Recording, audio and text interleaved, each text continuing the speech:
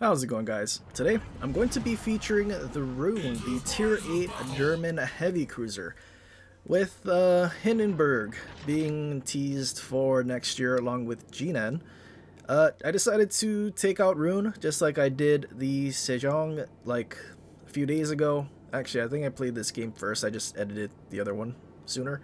But anyway, the Rune, just super awkward. I mean, I'm sure Hindenburg will be much better because you actually have two turrets in the front rather than a one turret front, two turret back layout that the Rune has. Rune is one of those ships that you kind of wanna show your booty to the enemy and not really push in because the firing angles are just not that great. You're kind of forced to wiggle most of the time. But as you can see, this is about what the firing angles are if you want to use your rear turrets on any target, and it's just bad. Like anything, if you're pushing in, you're just kind of in a lot of trouble. Almost as bad as GK, if not on par with GK in terms of firing angles.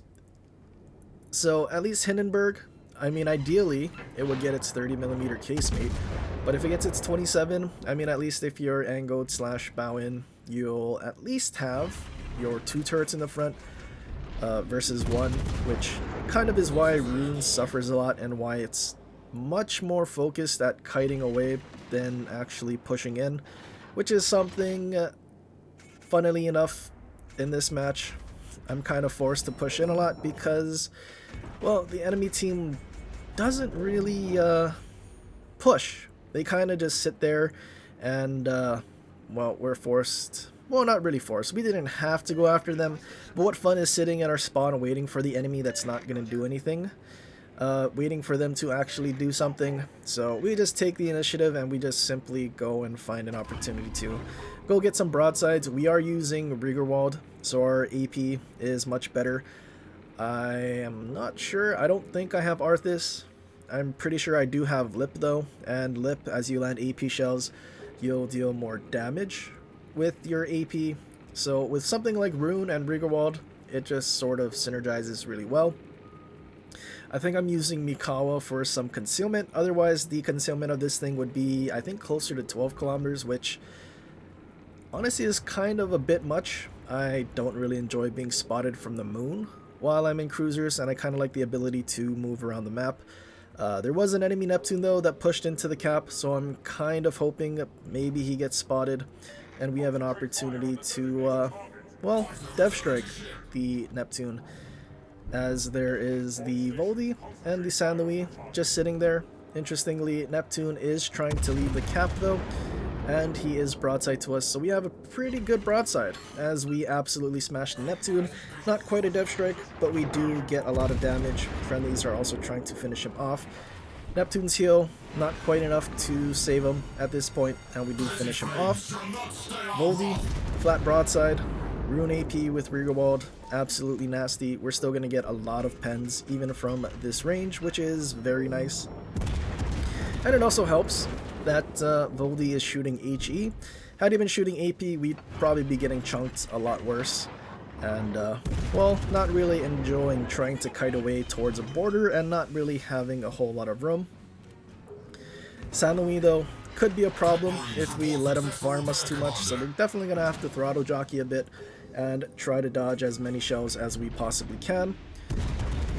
Not really sure what this Voldy's doing. He kind of just beach broadside and he's still shooting HE. So, I mean, we're not really in any sort of trouble, and I suppose if we were in trouble, we could always just hold our fire and go unspotted. But with the border ever so close, and us going closer to it, I think I need to turn back in. And, well, that's kind of where we're gonna run into issues because, again, firing angles on Rune is pretty bad. But look at this AP damage we're doing to this Voldy. It's just absolutely nasty. Obviously, Riegerwald helps a lot, but I'm pretty sure the AP pen on these things is pretty good anyway, and most cruiser commanders have access to punch through. So it's not like you're not gonna have this sort of performance if you were to just use Karl von Mueller, one of the normal commanders. You just won't have, what is the Kraken shells? Is it like 10% AP pen? But for a lot of battleships, like, it's more than enough that if you just aim for the upper belt, you'll still pen, and it won't really matter. And if worst case scenario, you could always switch to HE, because these guns do have quarter pen since it's German, so you do pen 51 millimeters, which is really nice. 51 millimeters is pretty much all German battleships, all cruisers. I think the only battleship that you will shatter on is the Sovietsky Soyuz with 60 deck, Musashi Yamato with the 57, as well as Constellation that also has a 57. But other than that, your HE will probably punish most ships. You'll get chunks of damage as well as fires, which is really nice. San Luis has been pretty much bowing, shooting at us that entire time.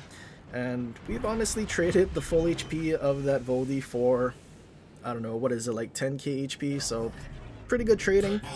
I do decide to go unspotted and start pushing in, possibly trying to get a better angle on the San Luis while he tries to charge in. He does decide to, I guess, stop at this point, which is a bit amusing. I feel like he probably would have just YOLO'd in and like tried to use all of his torpedoes, but he just simply stopped, maybe in the hopes of trying to reverse, which is interesting to say the least. San Luis fighting for his life, sliver of HP. I'm a bit surprised he didn't die to the Brandenburg secondaries, as our shells do get there before he ends up dying. So we pick up another kill. El Chapaev sailing flat broadside. I think our Brandenburg's been shooting HE this entire time, so no dev strike for him, and we kind of just pick up this kill kind of for free, but we kind of also saved our teammates. I feel like El Chapaev would have done some pretty nasty chunking if we left him alive, although he was kind of on a sliver, but earned it, I guess. Now on its left is a destroyer that's somewhere on the other side of the map. The enemy, I'm pretty sure it's a Chkalov, and an enemy Jean Bar that's at one of the furthest islands on the map for our team to reach. And well, oh, that's not even a Jean Bar. La Foudre, I mean, same thing, same smell. La Foudre, though, just bow and reversing away and getting much closer to the CV that's also there. So I kind of want to finish off the La Foudre as quickly as we can so we can shoot the Chkalov. Shooting it at a Chkalov broadside is pretty enticing, especially with an exposed Citadel and having Riggerwald on Rune. I'm sure we have enough AP pen to Citadel him from max range, so that's kind of what I want to do. La Foudre trying to reverse away, 50 millimeters of pen against a 32 millimeter armored battleship everywhere. It's going to yield some decent damage, and we're also probably going to be lucky to get some fires. I don't think we have any fire chat skills on this build, but the reload, which did get buffed a little because I have an epic mod from the Druid that recently got taken away, that I did have an epic mod, so I just figure why not throw it on Rune while I play it, since I don't have to dismount it from anything. And well, unfortunately we don't actually finish off the La Foudre. We're one kill shy of a Kraken, but enemy Chkalov does get spotted, and we do want to nuke him as much as we can, because not only are we going for a Kraken here, but we also want to nuke a Chkalov because we hate Chkalovs. Chkalov is busted. Friendly Brandenburg, though, I had a feeling he might have a chance to absolutely nuke the Chkalov being point blank range, but fortunately for us, CV's dropping him. He has no HP, but he also has HE loaded in his main battery, so he's not gonna Citadel the Chkalov before he goes down.